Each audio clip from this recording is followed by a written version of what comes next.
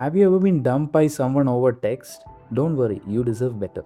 But if you dump someone over text, you monster. I'm not gonna judge. I don't know what the situation was, but you know the feeling though. Seeing the typing dots, waiting, your heart racing, and boom, you get hit with a full essay of messy breakup text all at once. Well, your AI girlfriend or boyfriend isn't like that.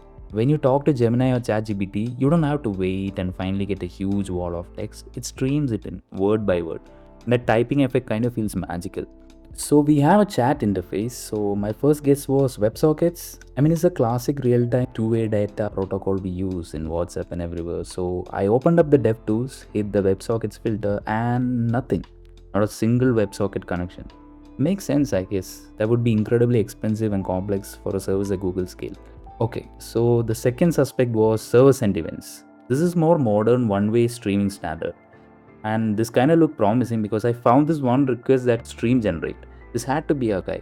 But when I checked the headers, there was no content type text event stream, which is one required for it to be a server sent event. Even that was not it. But I was close and went to the timing tab. See, the time to first byte was tiny. The server responded almost instantly. But the content download bar, it was long. It stretched for the entire time the AI was typing. This was proof.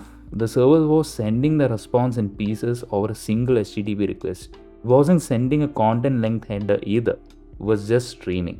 So my final guess was it must be the modern fetch API using a readable stream. But this was XHR, aka XMLHttpRequest, the OG Ajax object from 2005, a time before smartphones when Orkut was still around and Shaktiman was still on TV.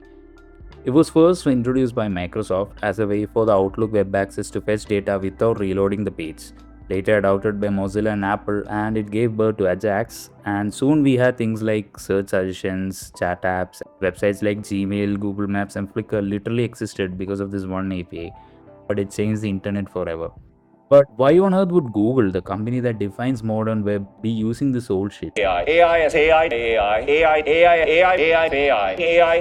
wanted to be absolutely sure Gemini's stream is coming over XHR, so I dropped a tiny monkey patch into the browser console. It taps into the response as it streams. The script basically overrides the browser's native XML HTTP request and adds a listener that logs new data that it arrives. And every time the server sends more text, it prints that delta, the new characters that just streamed it.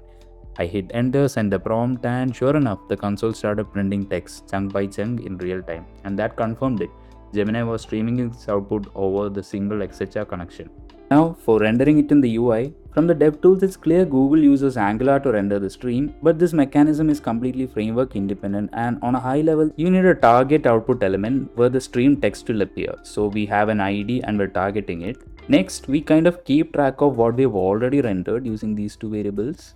Then, like we saw before, we create one long-lived XHR request to stream the response. We make the request here. We store everything received so far. Next, we make use of XHR's onProgress function that fires every time a new chunk arrives from the server.